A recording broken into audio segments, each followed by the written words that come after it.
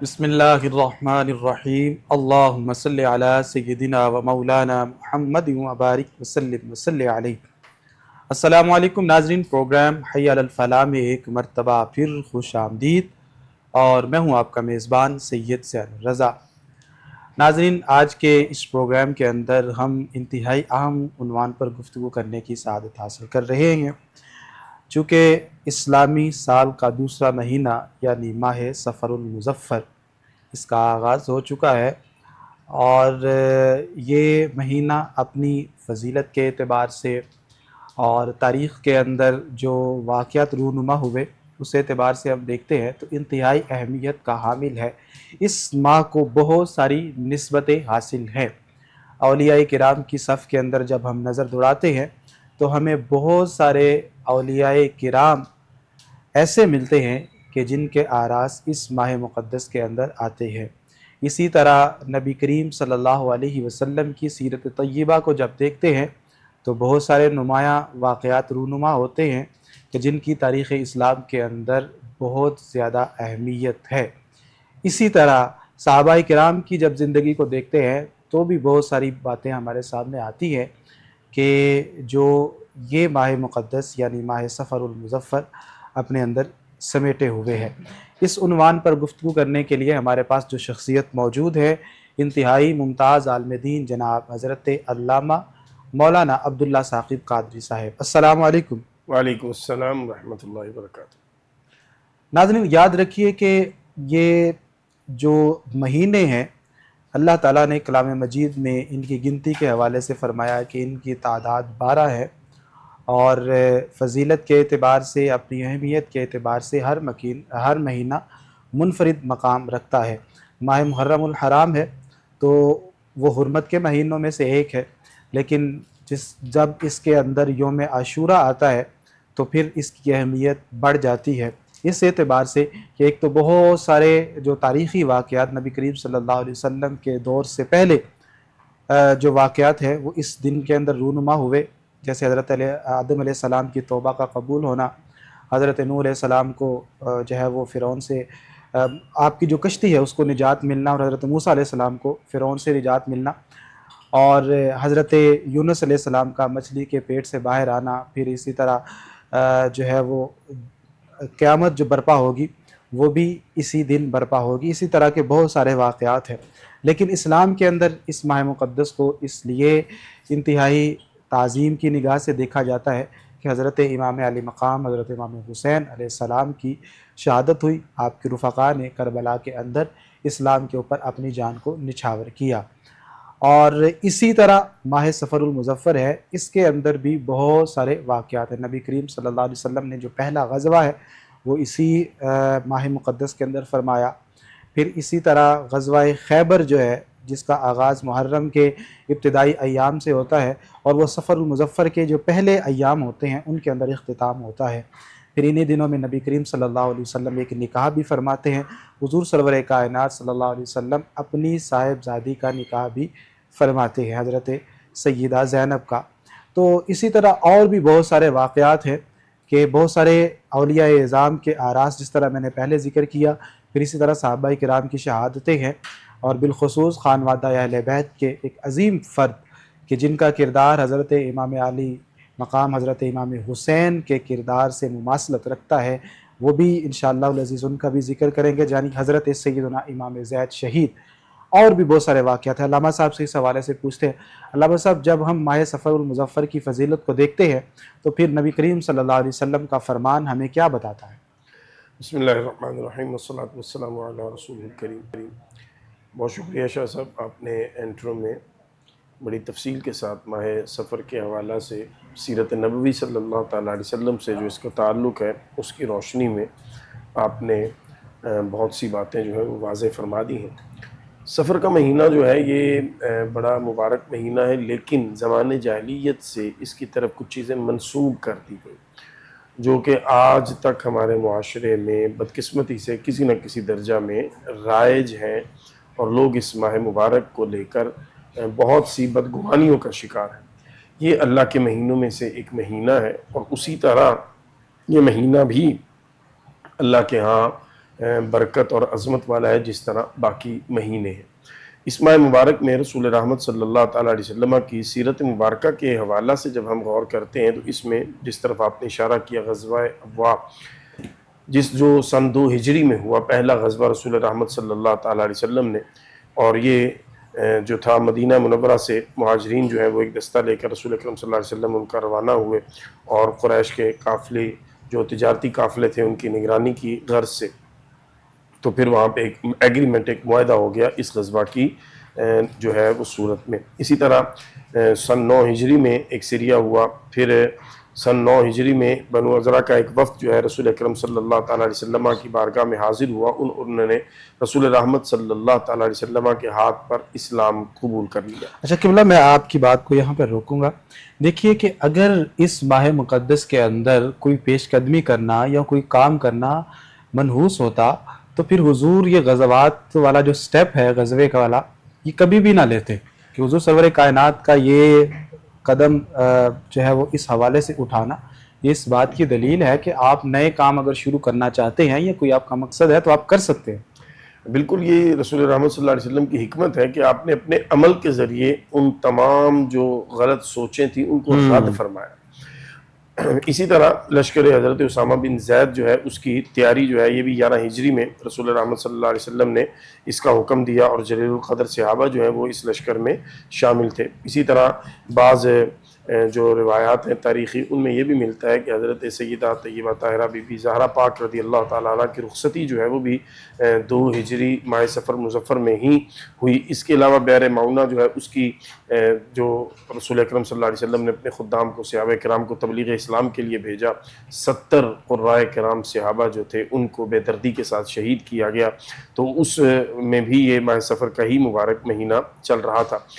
تو ماہ سفر جو ہے یہ بنیادی طور پر اللہ کے مہینوں میں سے ایک مہینہ ہے، اور اس میں یہ جو ہمارے ہاں غلط کانسیپٹ پائے جاتے ہیں کہ اس میں سفر نہیں کرنا چاہیے، اس میں شاید کو بلائیں نازل ہوتی ہیں، مصیبتیں نازل ہوتی ہیں، تو ایسا کوئی تصور، ایسا کوئی کانسیپٹ یہ کم از کم قرآن و سنہ کی روشنی میں جب ہم ایک طالب علم کی حیثیت سے پڑھتے ہیں تو ہمیں نہیں ملتا۔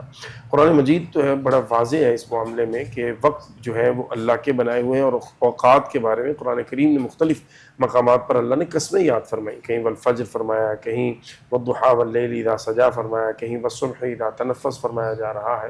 کیا یہ بات! قرآن مجید جو ہے کہیں والعصر فرمایا جا رہا ہے۔ پھر زمانے کے بارے میں رسول رحمت صلی اللہ علیہ وسلم نے فرمایا کہ اللہ رب العزت فرماتا ہے، یعنی حدیث قدسی ہے کہ یوز ابن آدم کا بیٹا یعنی انسان مجھے اذیت دیتا ہے، تکلیف دیتا ہے، کیوں؟ جب وہ زمانے کو برا کہتا ہے، تو میں ہی زمانہ ہوں، یعنی زمانہ جو ہے وہ میرے ہی قبضہ قدرت میں ہے، میں ہی زمانے جو ہے اس کے معاملات کو اس کا فائنل فیصلہ فرماتا ہوں۔ تو اس لیے ہمارے لیے زمانے کو برا کہنا، وقت کو برا کہنا، جو کہ ہمارے ہاں بدقسمتی سے ایک عام رواج بنتا چلا جا رہا ہے، ہر بندہ کہتا ہے آج کل میرا وقت نہیں اچھا چل رہا، یہ زمانہ بڑا خراب آ گیا ہے، تو اس کی اسلام نے سختی کے ساتھ مذمت کی ہے، اس کی کوئی گنجائش نہیں ہے۔ ہاں، پھر سوال یہ پیدا ہوتا ہے کہ جو یہ مصیبتیں ہیں، جو یہ تکلیفیں ہیں، جو یہ بلائیں ہیں، پھر یہ کیا ہے؟ تو قرآن کریم نے اس کو بھی بڑا واضح کر دیا ہے، ایک نہیں متعدد مقامات پر واضح کر دیا ہے کہ یہ سب کچھ جو ہے تمہاری شامت اعمال ہے۔ ہم اپنے شب و روز کو دیکھتے نہیں، ہم اپنے معمولات کو دیکھتے نہیں، اور ان کو بہتر کرنے کی جستجو نہیں کرتے، اور فوراً سے پہلے ہم اپنی کوتاہیوں کو، اپنی غلطیوں کو، اپنے گناہوں کو زمانے یا وقت یا مہینے پر ڈال کر یا دن پر ڈال کر یا کسی شخصیت یا کسی جانور پہ ڈال کے اب بری و ذمہ ہونے کی کوشش کرتے ہیں۔ اسلام میں اس کی ہرگز کوئی گنجائش نہیں ہے۔ یہ مبارک مہینہ، اس میں جیسے ہم نے واقعات عرض کر دی، غزوات بھی ہیں، اس میں رسول اکرم صلی اللہ علیہ وسلم کی بیٹیوں کی شادیاں بھی ہیں، ان کی رخصتیاں بھی ہیں، لہٰذا یہ سارے کانسیپٹ کے سفر میں شادی نہیں کریں گے، شادی چلے گی نہیں ہو گئی، سفر نہیں کریں گے، سفر کریں گے تو کامیاب نہیں ہوگا، ان سب چیزوں کو رسول اکرم صلی اللہ علیہ وسلم نے اپنے عمل کے ذریعے رد فرما دیا۔ ماشاءاللہ حضرت، ایک بات اور بھی اس حوالے سے ذکر فرمائیے گا کہ نبی کریم صلی اللہ علیہ وسلم کی حیات طیبہ کی روشنی کے اندر جو اہم واقعات ہوئے وہ آپ نے ہمارے سامنے رکھ دیے۔ نبی پاک کے دور کے بعد بہت سارے ایسے صحابہ ہیں کہ جن کی شہادتیں یا جن کا وصال اس ماہ مقدس کے ساتھ منسوب ہے، اور وہ ایسی جلیل القدر شخصیات ہیں کہ اگر ان کا تذکرہ نہ کیا جائے تو یہ جو باب ہے یہ مکمل نہیں ہوتا۔ اس حوالے سے روشنی ڈالیں۔ جی بالکل، آپ نے بجا فرمایا، اور اس میں بڑی جلیل القدر شخصیات ہیں رسول اکرم صلی اللہ تعالیٰ علیہ وسلم کے مبارک خانوادہ سے بھی، اور رسول اکرم صلی اللہ علیہ وسلم کے اصحاب میں سے بھی ایک شخصیت کا ذکر میں کرنے کی سعادت حاصل کرنا چاہوں گا کہ 2 صفر المظفر کو جگر گوشہ رسول اکرم صلی اللہ تعالیٰ علیہ وسلم اور سیدۃ النساء اور مولا کائنات حضرت علی المرتضیٰ شیر خدا کرم اللہ تعالیٰ وجہ الکریم حضرت سیدنا امام علی مقام امام حسین رضی اللہ تعالیٰ عنہ کے شہزادے حضرت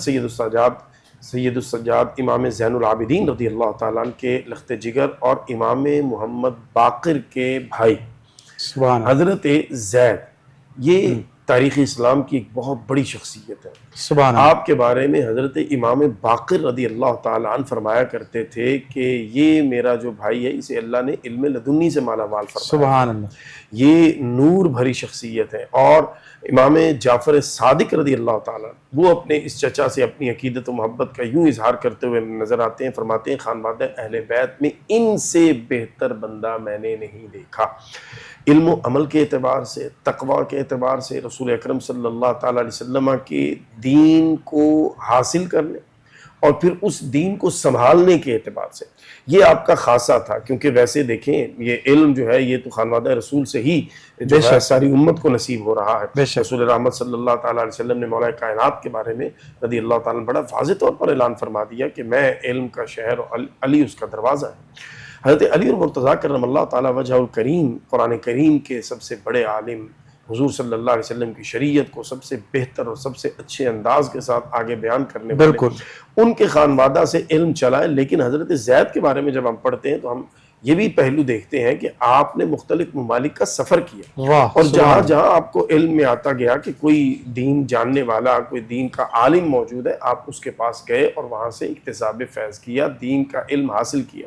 اور دین کا علم حاصل کرنے کے معاملے میں ایک روایت یہ بھی میری نظر سے گزری شاہ جی کہ حضرت زید رضی اللہ تعالیٰ عنہ کو ایک صحابی نے کچھ احادیث سنائی، وہ فرماتے ہیں کہ میں نے دیکھا کہ وہ احادیث جب سنائی گئیں، تابعی نے سنائی، تو حضرت زید نے فوراً اپنے پاس جو تختیاں موجود تھی ان پر ان احادیث کو جو 50 کے قریب تھی فوراً لکھ لیا تاکہ امت کے لیے یہ سرمایہ محفوظ ہو جائے اور امت تک رسول اکرم صلی اللہ تعالیٰ علیہ وسلم کے یہ فرامین پہنچ جائے۔ اور دیکھیں نا کہ آپ نے تو وہ آخری جو صحابی تھے جو نبی کریم صلی اللہ علیہ وسلم کے وصال کے بعد آخری صحابی حضرت عامر بن ابو طفیل عامر بن واصلہ، آپ ان سے بھی ملاقات کرتے ہیں، ان سے بھی اکتساب فیض کرتے ہیں، اور بھی ایسی شخصیات ہیں کہ جو آپ کو ملی ہیں تو آپ نے ان سے ضرور اکتساب فیض کیا ہے۔ اور ہم چونکہ احناف ہیں، حنفی ہیں، تو ہمارے امام الائمہ سراج الامہ حضرت امام اعظم ابو حنیفہ رضی اللہ تعالیٰ عنہ، آپ نے بھی حضرت زید سے اکتساب فیض کیا، اور آپ جو ہے وہ بڑے عقیدت مند تھے حضرت زید رضی اللہ تعالیٰ عنہ کے، اور آپ کے بارے میں وہ فرمایا کرتے تھے کہ یہ بے شک امام برحق ہے۔ اور حضرت زید نے جب اعلان فرمایا اپنی خلافت کے لیے تو حضرت امام اعظم ابو حنیفہ رضی اللہ تعالیٰ لوگوں کو قائل فرماتے تھے، یہاں تک ملتا ہے کہ حضرت امام اعظم ابو حنیفہ رضی اللہ تعالیٰ نے لوگوں کو یہ فرمایا کہ حضرت زید کے ساتھ لشکر میں شامل ہونا ایسے ہی ہے جیسے رسول رحمت صلی اللہ تعالیٰ علیہ وسلم کے ساتھ غزوہ بدر میں صحابہ کا شامل اللہ اکبر، سبحان اللہ، یعنی اس قدر آپ حضرت زید بن امام زین العابدین رضی اللہ تعالیٰ عنہ سے عقیدت اور محبت رکھتے تھے اور ان کا ساتھ دیتے تھے اور ان کی خدمت کیا کرتے تھے اور ان سے علم جو ہے وہ حاصل کیا کرتے تھے۔ اسی طرح حضرت زید بن علی رضی اللہ تعالیٰ عنہ جو ہے آپ کے بارے میں یہ بھی آتا ہے کہ آپ کوفہ کی طرف آپ نے بھی سفر فرمایا اور پھر 40,000 کے قریب لوگوں نے آپ کی بیعت کر لی، لیکن آپ کے نظریات و عقائد جو کہ آپ کے اکابر اور آپ کے بڑوں کے نظریات کے عین مطابق تھے اس کو بہانہ بنا کے، کیونکہ کوفہ والوں کی روایت یہی ہے کہ وہ اپنے مہمانوں کو بلاتے ضرور ہیں لیکن نہ ان کا اکرام کرتے ہیں نہ ان کا ساتھ دیتے ہیں، یہ ان کی پرانی ریت تھی اور انہوں نے یہاں بھی اس کو قائم رکھا، اس کو اپنے ہاتھ سے جانے نہیں دیا۔ حضرت زید بن علی رضی اللہ تعالیٰ عنہ کو بلایا ضرور، پہلے ان کے ہاتھ پہ بیعت بھی کی، لیکن جب جو حکمران طبقہ تھا انہوں نے ان کے جو تھوڑا سا ٹائٹ کیا ان کے معاملات کو، تو پھر انہوں نے اپنے آپ کو پیچھے ہٹانے کے لیے حضرت زید بن علی رضی اللہ تعالیٰ عنہ سے ان کے عقائد پر سوال کر دیا اور ان سے شیخین کریمین رضی اللہ تعالیٰ عنہ کے بارے میں سوال کیا کہ آپ کا ان کے بارے میں کیا نظریہ ہے، تو آپ نے فرمایا میں تو ان کا خیر سے ذکر کرتا ہوں اور میں ان سے محبت رکھتا ہوں، کیوں؟ میں نے اپنے خانوادہ سے، خانوادہ اہل بیت سے کبھی بھی ان کے بارے میں کوئی منفی بات نہیں سنی ہے۔ تو انہوں نے اس کو بہانہ بنا کر کہ یا تو آپ شیخین کریمین کو چھوڑیں، ان کی یہ فضیلت اور ان کی عظمت کا انکار کریں، نہیں تو ہم آپ سے بیعت توڑتے ہیں۔ تو آپ نے فرمایا ٹھیک ہے تمہاری مرضی ہے، میں تو ان کے بارے میں کچھ بھی ایسا نہیں کہہ سکتا، لہٰذا انہوں نے بیعت ختم کر دی، اور وہ جو ہزاروں کی تعداد میں بیعت کر چکے تھے، پھر وہ چند 100 لوگ جو ہیں بالآخر وہ حضرت زید کے لشکر میں باقی رہے، اور آپ جو ہیں بڑی جانفشانی کے ساتھ آپ نے پھر بھی پاؤں پیچھے نہیں ہٹائے، بلکہ سبحان آپ نے اپنے جو کہنے کے دادا تھے حضرت سیدنا امام حسین رضی اللہ تعالیٰ عنہ، ان کے نقش قدم پہ چلتے ہوئے وہ فریضہ سر انجام دیا۔ جب آپ کو شہید کیا گیا تو پھر آگے کا مرحلہ بھی بڑا تکلیف دہ ہے، جو تاریخ کے اوراق میں محفوظ ہے کہ آپ کے جسم مبارک کو بعد از تدفین نکالا گیا اور آپ کا سر قلم کر کے وہ بھیجا گیا، اور آپ کے سر مبارک کو لٹکا دیا گیا، آپ کے جسم مبارک کو لٹکا دیا گیا۔ تو یہاں ایک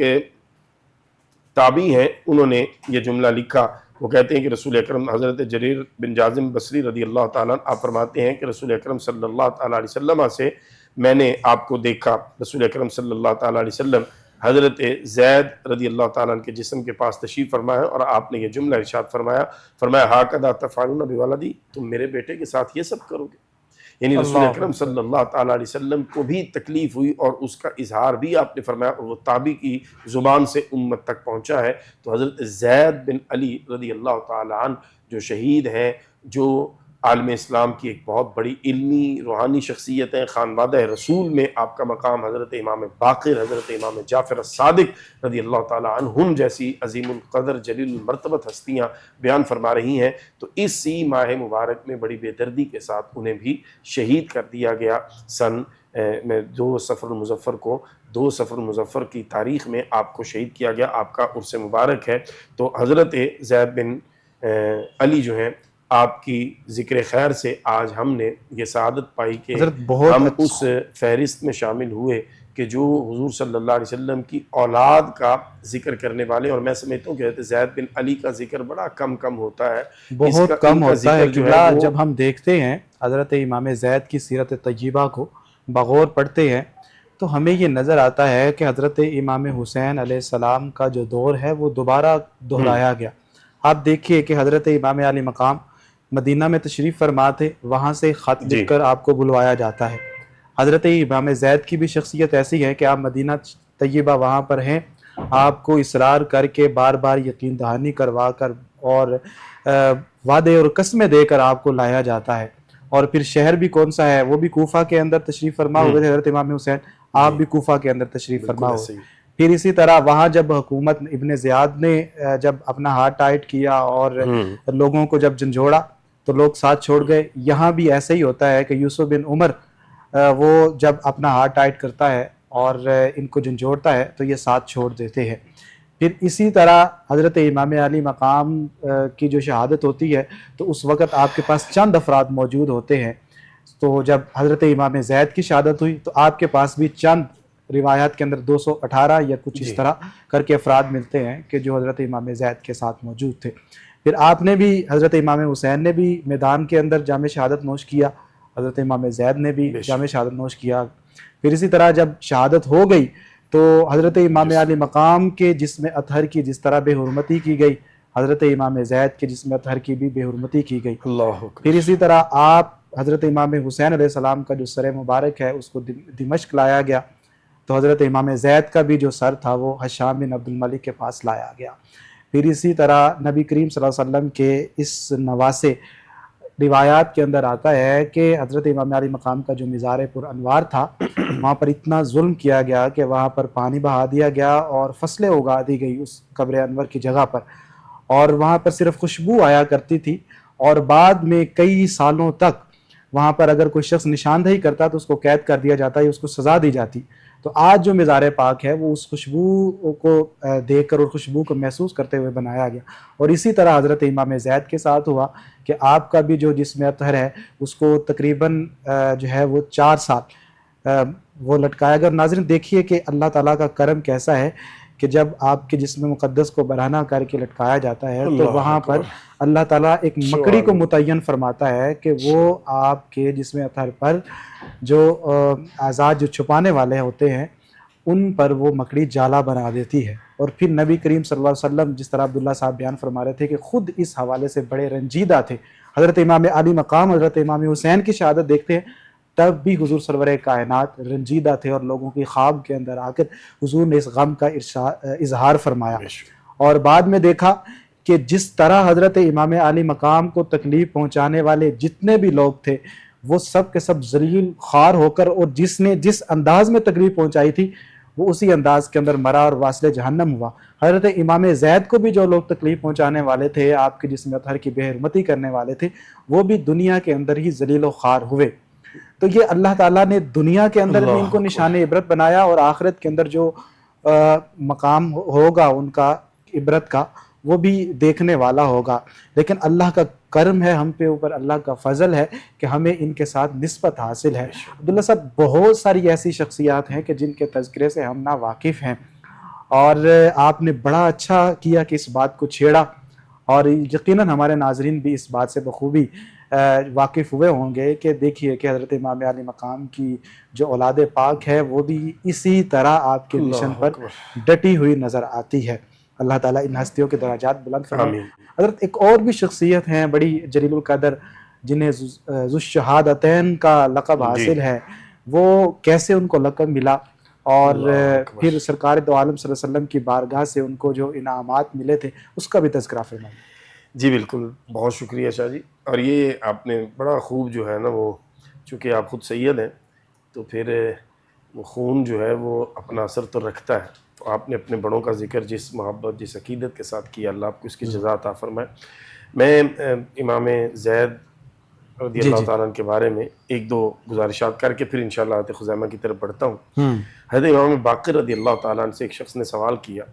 حضرت زید کے بارے میں، تو آپ نے فرمایا تم نے مجھ سے ایسے شخص کے بارے میں پوچھا جو سر کے بالوں سے لے کے پاؤں کے ناخنوں تک ایمان اور علم سے معمور ہے. سبحان اللہ، سبحان. اسی طرح ایک اور موقع پہ جو پہلے بات میں کر چکا، فرمایا اللہ کی قسم میرے اس بھائی کو اللہ نے علم لدنی سے مالا مال فرمایا ہے. اسی طرح امام ابو اسحاق جو ہیں وہ ان سے روایت ہے کہ حضرت زید رضی اللہ تعالیٰ عنہ سے بڑھ کر ان کے خاندان میں نے کوئی عالم نہیں دیکھا. امام اعمش رحمۃ اللہ تعالیٰ علیہ فرماتے ہیں کہ ان کے خاندان میں زید بن علی سے بڑا عالم اور ان سے بلند مرتبہ شخصیت ہم نے کوئی نہیں دیکھی. حضرت امام جعفر صادق رضی اللہ تعالیٰ عنہ نے اپنے چچا کے بارے میں فرمایا اللہ کی قسم ہمارے خاندان میں قرآن مجید کے سب سے بڑے قاری حضرت زید بن علی رضی اللہ تعالیٰ عنہ تھے. تو یہ آپ کا علمی مقام و مرتبہ. دیکھیے جی،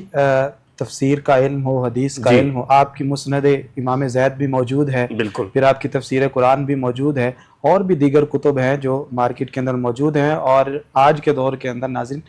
آپ کی جو کتب ہیں، بالخصوص آپ کی جو مسند ہے اور آپ کی جو تفسیر ہے، اس کا ترجمہ ہو کر مارکیٹ کے اندر آ چکا ہے. دوسری ہستی جن کے بارے میں آپ نے سوال فرمایا تو خزیمہ بن ثابت بن فاقہ، آپ کی کنیت ابو عمارہ ہے، آپ کا لقب ذو الشہادتین ہے، اور آپ قبیلہ بنو خطمہ سے تعلق رکھتے تھے. اسلام جو ہے آپ نے ہجرت سے قبل، ہجرت مدینہ سے پہلے آپ اسلام قبول کر چکے تھے. جس واقعے کی طرف آپ نے اشارہ کیا، حضور صلی اللہ علیہ وسلم نے ایک شخص سے ایک اونٹ کا سودا فرما لیا، اور سودا فرمانے کے بعد آپ نے اسے فرمایا میرے ساتھ چلو میں تمہیں اس کی قیمت دیتا ہوں. حضور صلی اللہ علیہ وسلم آگے آگے تشریف لے جا رہے ہیں، وہ ذرا تھوڑے سے فاصلے پہ تھا تو کسی نے بیچ میں راستے میں ریٹ لگا دیا، اور وہ ریٹ جو طے ہو چکا تھا پہلے اس کا حضور صلی اللہ علیہ وسلم سے، اس سے بڑھ کر تھا. اس کے دل میں لالچ آ گیا. اس نے رسول اکرم صلی اللہ علیہ وسلم کو پیچھے سے آواز دی کہ آپ مجھ سے یہ خریدیں گے یا میں اس کو بیچ دوں. تو آپ صلی اللہ تعالیٰ علیہ وسلم نے فرمایا کہ کیا بات کر رہے ہو، میں تو تم سے خرید چکا ہوں. اس نے کہا جی کب خریدا ہے آپ نے؟ فرمایا تمہارا میرا ریٹ ہو چکا ہے، میں تمہیں ساتھ لے کے جا رہا ہوں پیسے دینے کے لیے. اس نے کہا نہیں جی بالکل نہیں، آپ کا میرا کوئی سودا نہیں ہوا، اگر سودا ہوا ہے تو گواہ دیں. اب اس کے ذہن میں یہ بات تھی کہ چونکہ یہ ہم دو تھے جب یہ بات ہوئی، تیسرا کوئی تھا نہیں، تو گواہ نہیں ہوگا تو اس طرح یہ سودا جو ہے یہ ختم ہوگا اور میں نیا سودا کر کے پیسے زیادہ کما لوں گا. لوگ کٹھے ہونا شروع ہو گئے. جب یہ بات بڑی تو حضرت خزیمہ رضی اللہ تعالیٰ عنہ وہاں سے گزرے، دیکھا کہ رسول رحمت صلی اللہ علیہ وسلم تشریف فرمایا، بھاگتے بھاگتے حاضر ہو گئے. جانا کہ ہوا کیا ہے. جب پتہ چلا کہ اس طرح یہ بات ہے، حضور صلی اللہ علیہ وسلم فرماتے ہیں کہ سودا کر لیا گیا اور یہ انکار کر رہا ہے، تو حضرت خزیمہ رضی اللہ تعالیٰ عنہ بڑے جذبے کے ساتھ، بڑے ولولے اور جوش کے ساتھ آگے بڑھے. فرمایا میں گواہی دیتا ہوں رسول اللہ صلی اللہ علیہ وسلم سچ فرما رہے ہیں، سودا ہو چکا ہے، تم بیچ چکے. اب وہ بندہ لاجواب ہو گیا کیونکہ اس کا مطالبہ تھا گواہ ہو، تو گواہ مل گیا، لہٰذا حضور صلی اللہ تعالیٰ علیہ وسلم نے اسے قیمت ادا فرمائی اور وہ اونٹ آپ نے لے لیا۔ اور حضرت خزیمہ رضی اللہ تعالیٰ عنہ سے آپ نے فرمایا کہ تم نے گواہی کیسے دی؟ تم تو وہاں موجود نہیں تھے۔ عرض کی یا رسول اللہ صلی اللہ تعالیٰ علیہ وسلم، ہم نے آپ کی زبان اقدس سے سن کے اللہ کو مان لیا، حالانکہ ہم نے اللہ کو نہیں دیکھا۔ ہم نے آپ کی زبان اقدس سے سن کر جنت، جہنم، فرشتے سب پر ایمان لے آئے۔ تو جب آپ کی زبان اقدس سے سن کر ہم نے اللہ کو مان لیا تو پیچھے کیا رہتا ہے؟ لہٰذا جب آپ نے فرما دیا تو میں نے آپ کی زبان پر گواہی دے دی کہ آپ نے فرمایا تو یہ سچ ہوگا۔ رسول رحمت صلی اللہ علیہ وسلم اتنا اپنے اس صحابی سے راضی ہوئے، اتنا اس صحابی پہ خوش ہوئے کہ آپ نے پھر ان پر نوازشات کی بارش برسا دی اور فرمایا کہ قرآن کریم کا یہ قاعدہ، یہ اصول ہے کہ گواہی دو مردوں کی ہوگی تو پھر کسی بات کا فیصلہ ہوگا، لیکن میرا خزیمہ اکیلا جہاں بطور گواہ پیش ہو جائے تو اس اکیلے کی گواہی کو دو گواہوں کے برابر کنسیڈر کیا جائے گا۔ اور پھر صحابہ کرام علیہم رضوان نے اس پر عمل کر کے دکھایا۔ جب حضرت سیدنا صدیق اکبر رضی اللہ تعالیٰ عنہ کے زمانہ خلافت میں مسیلمہ کذاب کے خلاف لڑائی لڑی گئی اور اس میں کئی سو حفاظ صحابہ کرام نے جام شہادت نوش فرمایا، تو رسول اکرم صلی اللہ تعالیٰ علیہ وسلم کے ان وفادار صحابہ میں سے سیدنا عمر بن خطاب رضی اللہ تعالیٰ عنہ دیگر جلیل القدر اصحاب حاضر خدمت ہوئے حضرت صدیق اکبر رضی اللہ تعالیٰ کی بارگاہ میں اور عرض کیا کہ قرآن کریم کو ایک کتابی صورت میں جمع فرما دیجئے تاکہ امت جو ہے وہ کہیں قرآن کریم سے محروم نہ ہو جائے، یہ سینوں میں ہی نہ چلا جائے۔ تو سیدنا صدیق اکبر رضی اللہ تعالیٰ عنہ فرماتے ہیں پہلے تو میں نے انکار کیا کہ میں وہ کام تم مجھے کہہ رہے ہو جو رسول اکرم صلی اللہ علیہ وسلم نے نہیں فرمایا، میں کیسے کروں؟ پھر فرماتے ہیں اللہ نے میرے سینے کو اس بات کے لیے کھول دیا جس کے لیے حضرت عمر رضی اللہ تعالیٰ عنہ کے سینہ کو کھولا تھا۔ تو آپ نے قرآن کریم کو جمع کرنے کا حکم دے دیا۔ حضرت زید بن ثابت جو تھے ان کی ڈیوٹی لگی کیونکہ آپ کاتب وحی تھے کہ آپ قرآن مجید جو ہے اس کو جمع فرمائیں، اور جو بھی صحابی قرآن کریم لے کے آئے وہ ساتھ دو گواہ لے کے آئے کہ رسول اکرم صلی اللہ علیہ وسلم نے قرآن مجید یہ اسی طرح لکھوایا۔ حالانکہ زید جو تھے وہ قرآن مجید کے حافظ تھے اور ساتوں لغات میں قرآن مجید کے حافظ تھے، اس کے باوجود یہ اہتمام کیا گیا تاکہ کل کو کوئی انگلی نہ اٹھا سکے۔ تو حضرت خزیمہ رضی اللہ تعالیٰ جب قرآن کریم کی آیات لے کے آئے تو اس وقت پھر آپ سے گواہی کا مطالبہ نہیں کیا گیا۔ صحابہ کرام نے رسول اکرم صلی اللہ علیہ وسلم کے اس فرمان کو ہمارے لیے مزید واضح فرما دیا کہ جو شان حضور صلی اللہ علیہ وسلم کی بارگاہ سے حضرت خزیمہ کو حاصل ہوئی ہے، ہم سب اس کے سامنے سر تسلیم خم کرتے ہیں اور ان کی گواہی کو اکیلے کو ہی دو گواہیوں کے برابر تسلیم کیا جا رہا ہے۔ تو حضرت خزیمہ جو ہے رضی اللہ تعالیٰ عنہ، آپ کا یوم وصال جو ہے وہ بھی اسی ماہ مبارک ماہ صفر المظفر میں ہی ہے۔ اللہ تعالیٰ آپ کے درجات کو بھی بلند فرمائے، اور آپ جو ہے 37 ہجری میں جنگ صفین میں حضرت مولا کائنات تاجدار اللہ تعالیٰ شیر خدا حضرت علی رضی اللہ تعالیٰ عنہ کے لشکر میں شامل تھے، اور جنگ صفین میں حضرت علی رضی اللہ تعالیٰ عنہ کے ساتھ اس لشکر میں آپ نے جام شہادت نوش فرمایا، اور تاریخ کے رائٹ سائڈ پہ آپ ہمیشہ موجود رہے، اور آپ کی شہادت بھی حضرت علی رضی اللہ تعالیٰ عنہ کے اس عظیم لشکر میں ہوئی کہ جس کے بارے میں رسول رحمت صلی اللہ علیہ وسلم پہلے فرما چکے تھے کہ میرا علی اس میں حق پر ہوگا۔ سبحان حضرت، جس طرح آپ نے حضرت خزیمہ کی شہادت کے حوالے سے بتایا، تو آپ کے ساتھ ہی شہادت ہوتی ہے حضرت سیدنا عمار بن یاسر رضی اللہ تعالی عنہ کی۔ اب دیکھیے کہ نبی کریم صلی اللہ علیہ وسلم کے یہ اس قدر قریبی ساتھی ہیں کہ اسلام کے حوالے سے جب قربانیوں کا باب شروع ہوتا ہے تو سب سے پہلے حضرت عمار بن یاسر کا گھرانہ ہوتا ہے کہ حضرت سمیہ رضی اللہ تعالی عنہ کی شہادت ہے، پھر آپ کے والد گرامی حضرت یاسر کی شہادت ہے، اور وہ اتنی تلخ حقیقت ہے کہ جب بھی ان کا تصور آتا ہے تو آنکھیں بھیگ جاتی ہیں۔ تو ان کا بھی ذکر فرمائیے۔ اور سب سے تکلیف دہ بات تو یہ ہے کہ جب نبی کریم صلی اللہ علیہ وسلم فتح مکہ کا وقت آتا ہے اور جو اہل مکہ تھے حضور صلی اللہ علیہ وسلم کے ساتھ صحابہ کرام موجود تھے، اور وہ جب واپس آتے ہیں تو ہر کوئی اپنے خاندان والوں کو، اپنے رشتہ داروں کو ملتا ہے، کوئی اپنا جو پرانا گھر ہے اس کو دیکھتا ہے، لیکن ایک شخصیت ایسی ہوتی ہے کہ جن کا نہ گھر ہوتا ہے نہ کوئی رشتہ دار ہوتا ہے، سب جو ہے وہ ہجرت سے پہلے شہید ہو چکے ہوتے ہیں، اور وہ حضرت سیدنا عمار بن یاسر ہوتے ہیں۔ تو آپ کے فضائل و مناقب اور آپ کی جو خدمات جلیلہ ہیں اس حوالے سے روشنی ڈالیں۔ اللہ اکبر، آپ نے حضرت عمار بن یاسر کا تذکرہ کیا۔ شاعری حضرت عمار بن یاسر رضی اللہ تعالیٰ عنہ حضور صلی اللہ تعالیٰ علیہ وسلم کے لاڈلے سے اللہ حضور صلی اللہ علیہ وسلم بڑی محبت اور بڑی شفقت فرمایا کرتے تھے۔ حضرت عمار بن یاسر رضی اللہ تعالیٰ آپ جو ہیں وہ آپ کے بارے میں آتا ہے حضور صلی اللہ تعالیٰ علیہ وسلم نے فرمایا کہ عمار کے رگ و ریش میں ایمان رچ بس گیا ہے. سبحان اللہ. یا اسی طرح اس سے ملتے جلتے الفاظ کے عمار سر سے پاؤں تک ایمان سے بھرے ہوئے ہیں. کیا سنن النسائی اور ابن ماجہ شریف میں یہ روایت موجود ہے. اسی طرح رسول اکرم صلی اللہ تعالیٰ علیہ وسلم نے فرمایا جنت 3 بندوں کی مشتاق ہے. سبحان اللہ سبحان اللہ. جنت 3 بندوں کی مشتاق. کیا بات. ہر بندہ جنت کا مشتاق ہے. جنت 3 بندوں کی مشتاق ہے، انتظار میں ہے. فرمایا ان میں ایک علی ہے، ایک عمار ہے اور ایک جناب سلمان فارسی ہے. اور جس طرح آپ نے فرمایا نا شاہ جی، حضرت عمار رضی اللہ تعالیٰ عنہ سارا گھر شہید ہو گیا، اکیلے رہ گئے. حضرت سلمان فارسی رضی اللہ تعالیٰ عنہ بھی دین اسلام کی تلاش میں اکیلے بڑی لمبی جدوجہد کے بعد پہنچے. اور یہ جملہ مجھے بڑا لطف دیتا ہے کہ آپ سے جب پوچھا جاتا نا سلمان آپ کے باپ کا نام، فرماتے اسلام. تمہاری سبحان ماں اللہ اسلام، سبحان اللہ. تمہارا بھائی اسلام. حضرت سلمان فارسی رضی اللہ تعالیٰ عنہ اور حضرت عمار بہت سی قدریں ان میں مشترک ہیں. اسی طرح رسول اکرم صلی اللہ تعالیٰ علیہ وسلم کا یہ فرمان بھی ملتا ہے. فرمایا عمار کو جب بھی 2 معاملات میں اختیار دیا گیا انہوں نے ہمیشہ اسی کو چنا جو زیادہ ہدایت والا تھا. یہ سنن ترمذی شریف میں موجود ہے. یعنی حق کے ساتھ ہمیشہ حضرت عمار رضی اللہ تعالیٰ عنہ ہمیں کھڑے نظر آئیں گے. اسی طرح رسول رحمت صلی اللہ علیہ وسلم کی ایک اور حدیث مبارکہ فرمایا پاک اور پاکیزہ یعنی عمار کو اندر آنے کی اجازت دو اور انہیں خوش آمدید کہو.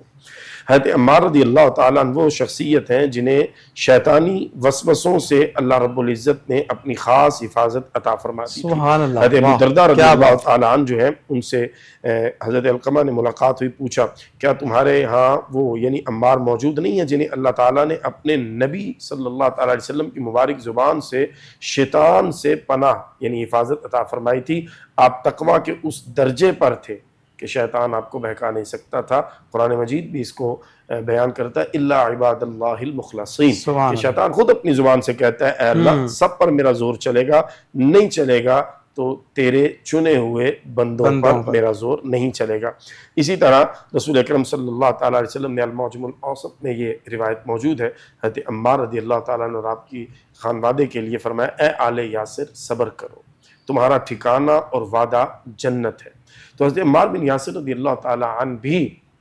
جنگ صفین میں 37 ہجری میں شہید ہوئے. اور آپ وہ خوش نصیب ہیں کہ جن کو مسجد نبوی شریف کی تعمیر کے وقت رسول اکرم صلی اللہ تعالیٰ علیہ وسلم نے شہادت کی خوشخبری عطا فرمائی تھی. سبحان اللہ. حضرت عمار بن یاسر کا یہ بڑا دیکھیے جنگ صفین میں نا آپ نے دودھ پیا ایک موقع پہ، اور دودھ پینے کے بعد آپ نے فرمایا کہ اب میں اپنے عظیم ساتھیوں کی بارگاہ میں حاضر ہوں گا اور ان سے ملاقات کا شرف پاؤں گا، یعنی رسول اکرم صلی اللہ علیہ وسلم اور دیگر اصحاب. تو پوچھا گیا اتنے یقین سے آپ کیسے کہہ رہے ہیں؟ کہا مجھے رسول اکرم صلی اللہ علیہ وسلم نے فرمایا تھا کہ دنیا میں تیری آخری غذا دودھ ہوگی اور میں نے دودھ پی لیا ہے. اور پھر واقعتاً اس کے بعد آپ مرتبہ شہادت پہ فائز ہوئے اور رسول رحمت صلی اللہ تعالیٰ علیہ وسلم کی عظیم بارگاہ میں پیش ہو گئے. دنیا کی زندگی میں جتنی تکالیف آپ سہ سکتے تھے آپ نے اٹھائیں صحیح، اور پھر انجام کس قدر عظیم الشان ہے کہ رسول اکرم صلی اللہ علیہ وسلم اور آپ کے اصحاب جو ہیں انہوں نے یقیناً حضرت عمار بن یاسر رضی اللہ تعالیٰ عنہ کا استقبال فرمایا ہوگا، انہیں خوش آمدید کہا ہوگا. رسول رحمت صلی اللہ تعالیٰ علیہ وسلم نے انہیں اپنی خاص نوازشات اور اپنی عنایات سے یقیناً نوازا ہوگا. تو حضرت عمار بن یاسر رضی اللہ تعالیٰ عنہ جو ہیں آپ اس جنگ صفین میں ہی حضور صلی اللہ تعالیٰ علیہ وسلم کے دین کی سربلندی کے لیے حضرت علی رضی اللہ تعالیٰ عنہ کے لشکر میں موجود رہے اور آپ نے جام شہادت نوش فرمایا. حضرت دیکھیے کہ حضرت عمار بن یاسر کی شخصیت کس قدر بلند ہے کہ اسلام کا جب محل تعمیر ہوتا ہے تو آپ ان شخصیات میں سے ہیں کہ مکہ کے اندر ابتدائی اسلام کے ایام ہے اور حضور سرور کائنات صلی اللہ علیہ وسلم کے ساتھ چٹان بن کے کھڑے ہیں اور اپنی خدمات پیش کر رہے ہیں. پھر اسی طرح ہجرت کے جو مواقع ہیں وہ بھی آپ نے دیکھے. پھر حضور سرور کائنات کی جو پوری زندگی ہے وہ آپ اس کا مشاہدہ کرتے ہیں. پھر اس کے بعد جب اسلام مزید عروج پکڑتا ہے تو آپ وہ بھی مشاہدہ کرتے ہیں. حضرت ابوبکر صدیق کا دور آپ نے دیکھا، حضرت عمر فاروق رضی اللہ تعالیٰ عنہ کا دور دیکھا، حضرت عثمان غنی کا، حضرت علی المرتضیٰ کرم اللہ وجہہ کریم کا دور دیکھا. تو آپ نے اسلام کی تاریخ کو بڑے جو ہے جسے کہتے ہیں کہ ہم اگر کوئی شخصیت ایسی دیکھنا چاہیں کہ جس نے اسلام کے عروج کو، اسلام کو ابتدا سے عروج تک جاتے ہوئے دیکھا تو وہ حضرت عمار بن یاسر جیسی شخصیت ہے. حضرت نبی کریم صلی اللہ علیہ وسلم اس آیہ مقدس کے اندر نکاح بھی فرماتے ہیں حضرت صفیہ کے ساتھ۔ تو اس حوالے سے روشنی ڈالیے گا کہ اگر کوئی شخص اس بات کو جو ہے وہ منحوس سمجھے کہ ماہ سفر کے اندر نکاح کرنا یہ مناسب نہیں ہے، تو اس کے حوالے سے اسلام کیا کہتا ہے کہ ایسے جو نظریات رکھے جاتے ہیں ان کی بنیاد کیا ہے اور یہ باتیں کہاں سے چل کر آئی ہیں؟ قبلہ بالکل یہ جو آپ نے بات کی ہے 7 ہجری میں غزوہ خیبر جب ہوا اور خیبر فتح ہوا تو رسول اکرم صلی اللہ تعالیٰ علیہ وسلم نے حضرت صفیہ سے نکاح فرمایا۔ جو بات آپ نے کی ہے شاہ جی، یہ پہلے بھی ہم بات کر رہے تھے ابتدا میں کہ یہ جاہلیت کی جو رسوم تھیں بدقسمتی سے وہ کسی نہ کسی درجے میں آج تک چلی آ رہی ہیں۔ پھر ایک لمبا عرصہ بر صغیر پاک و ہند میں خاص کر ہم ہندوؤں کے ساتھ رہے، تو وہ جو ہندوانہ سوچ یا ہندوانہ ایک کہنے کے کلچر ہے وہ کہیں نہ کہیں آج بھی ہمارے اوپر مسلط ہے۔ حضرت دیکھیے نا کہ ماہ سفر کا تو ہندوؤں کے ساتھ کوئی تعلق نہیں ہے۔ نہیں، میں وہ کہہ رہا ہوں جو توہمات ہیں جو ہمارے ہاں یہ ایک کہنے کمزوری ہے، جو اللہ پر توکل نہیں ہے، بھروسہ نہیں، اس کا ڈانڈا مانڈا کہیں نہ کہیں وہاں جڑتا ہے۔ جیسے اب دیکھیں نا، یہ کالی بلی آگے سے گزر گئی جی، اب یہ جی کو پریشانی آنے والی ہے لہذا راستہ بدل، تو سفید بلی گزرے تو پھر کیوں نہیں پریشانی کا آپ کو محسوس ہوتا؟ اچھا، ایک بات یہ بھی ہے کہ جس طرح اللہ تعالیٰ نے فرمایا کہ میں بندے کے گمان کے قریب ہوتا ہوں، تو جیسا وہ میرے بارے میں سوچتا ہے میں اس کو ویسا ہی عطا کرتا ہوں، جسے قدسی ہے۔ تو اس اعتبار سے دیکھیں تو ہم جو بھی تصور کریں گے اور جس طرح سے کہ اللہ تعالیٰ سے امید رکھیں گے تو وہ پھر ویسے تو ہمیں مل جائے گا وہ چیز، چاہے ہم نقصان کا تصور کریں تو نقصان، اگر فائدہ چاہیں۔ لیکن اس میں یہ ہے نا کہ اسلام کی روح سے جب ہم دیکھتے ہیں تو اسلام میں اس کی قطعاً کوئی گنجائش نہیں ہے۔ تو وہ جو ہے یہ کہنا کہ اس مہینے میں، یہ بنیادی طور پر نا اس مہینے کو معاذ اللہ کہا جاتا ہے منحوس مہینے۔ تو جب آپ نے ایک مہینے کو پورے کے پورے مہینے کو منحوس کہہ دیا تو پھر اس میں آپ نہ نیا کاروبار شروع کرتے ہیں، نہ آپ نکاح کرتے ہیں، شادی کرتے ہیں، نہ آپ نیا گھر، یعنی کچھ بھی نیا آپ نہیں کرتے، اپنے آپ کو روک کے بیٹھ جاتے ہیں کہ یہ مہینہ پورا ہو پھر ہم جو ہے اپنی زندگی کے معاملات کریں گے۔ اور آپ دیکھ لیں کہ جیسے ہی یہ سفر کا مہینہ پورا ہونا ہے ایک دم سے شادیاں اور ایک دم سے یہ ساری چیزیں یہ لوگوں نے پائپ لائن میں جمع کی ہوئی ہیں، ایک دم سے پھر اتنی مصروفیت ہونی ہے کہ سمجھ ہی نہیں آ رہی ہونی کہ ہو کیا رہا ہے۔ یہ بنیادی طور پر اسلام سے دوری ہے۔ رسول اکرم صلی اللہ تعالیٰ علیہ وسلم نے اپنے عمل کے ذریعے یہ بات واضح کر دی۔ آپ نے جب نکاح فرمایا حضرت صفیہ سے، جن کا اصل نام حضرت زینب ہے، تو یہ ایک قبیلے کے سردار کی بیٹی ہیں اور یہ آئیں تو یہ اپنے قبیلے کے لیے بڑی مبارک ثابت ہوئی۔ سبحان اللہ۔ رسول اکرم صلی اللہ تعالیٰ علیہ وسلم سے ان کے نکاح کے بعد ان کے قبیلے کو بڑا فائدہ ہوا ان کے نکاح کا۔ تو یہ ماہ سفر جو ہے یہ اس میں رسول اکرم صلی اللہ علیہ وسلم نے خود بھی نکاح فرمایا،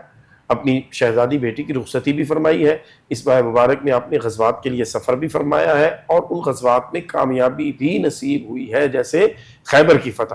تو اس مہینے میں کامیابی بھی ہے، اس مہینے میں سفر بھی ہے، اس مہینے میں نکاح بھی ہے، اس مہینے میں رخصتیاں بھی ہیں، اور یہ سب کرنے والی ہستی کون ہے؟ جناب رسول اکرم صلی اللہ تعالیٰ علیہ وسلم۔ اس کے بعد بھی اگر کسی کو اس مہینے کے بارے میں کوئی غلط فہمی باقی رہتی ہے تو پھر اس کو اپنے ایمان کی خبر لینی چاہیے کہ وہ ایمان کے کس درجے پہ کھڑا ہے اور کیوں وہ اتنا کمزور نظریہ لے کے کھڑا ہے کہ وہ اللہ رب العزت کی قدرت، رسول رحمت صلی اللہ علیہ وسلم کے عمل شریف کے موجود ہونے کے باوجود اس مہینے میں کوئی اس طرح کی ایکٹیویٹی نہیں کرتا اور ڈرتا ہے، گھبراتا ہے کہ شاید میں کروں گا تو باقی مہینوں میں جو آپ کرتے ہیں کیا وہ سارے کاروبار کامیاب ہو جاتے ہیں؟ کیا باقی مہینوں میں کیے ہوئے سارے نکاح کامیاب ہو جاتے ہیں؟ کیا باقی دنوں میں کیے ہوئے سارے سفر کامیاب ہو جاتے ہیں؟ نہیں ہوتے۔ باقی مہینوں میں بھی اسی طرح ہے، کبھی کامیابی ہے کبھی ناکامی ہے، یہ زندگی کا حصہ ہے اور یہ شامت اعمال ہے، یا بعض مرتبہ پھر اللہ کے نیک بندوں کے لیے آزمائش ہوتی ہے۔ اس کا ان دنوں یا مہینوں کے ساتھ کوئی تعلق یا کوئی لینا دینا نہیں۔ ناظرین دیکھیے کہ حضرت علامہ عبداللہ ثاقب قادری صاحب نے ماہ سفر المظفر کے جو اہم واقعات ہیں اور اس کے فضائل کے حوالے سے کلام کیا۔ یقیناً آج جو باتیں ہوئیں بہت ساری باتیں ایسی تھی کہ جو عوام جس سے ناواقف تھی، بالخصوص حضرت زید کا تذکرہ ہو، حضرت عمار بن یاسر کے فضائل، حضرت خزیمہ کے حوالے سے اور بھی باتیں جو ہوئیں، اللہ تعالیٰ کی حضور دعا ہے کہ اللہ تعالیٰ ہمیں کامل طور پر اسلام پر عمل پیرا ہونے کی توفیق عطا فرمائے۔ حضرت آپ تشریف فرما ہوئے، آپ کا سمیع قلب سے میں شکریہ ادا کرتا ہوں۔ ناظرین اسی کے ساتھ اپنے میزبان سید زین الرضا کو اجازت دیجیے۔ اللہ حافظ۔ الحمدللہ رب العالمین والصلاة والسلام علی سید المرسلین ربنا آتنا فی الدنیا حسنہ وفی الآخرۃ حسنہ وقنا عذاب النار۔ اے میرے اللہ جن عظیم المرتبت ہستیوں کا ہم نے ذکر کیا ان کے درجات مزید بلند فرما، آمین۔ ان کے ذکر خیر کی برکات ہمیں اور سننے والے ہمارے ناظرین و سامعین کو عطا فرما، ان اپنی عظیم المرتبت ہستیوں کا صدقہ تمام بیماروں کو شفا یاب فرما، جو رزق کی آمین تنگی کا شکار ہیں الہی اپنے کرم سے ان کے رزق کو وسیع فرما، آمین حلال رزق جائز کاروباروں میں برکت فرما، جو والدین اپنی اولاد کے رشتوں کے لیے پریشان ہیں مناسب رشتے عطا فرما، جو آمین بچے امتحانات دے کے رزلٹ کے انتظار میں اپنے کرم سے انہیں کامیاب و کامران فرما، آمین تمام عالم اسلام کی سلامتی فرما، صلی اللہ تعالی علی خیر خلق محمد وآلہ وصحبہ اجمعین۔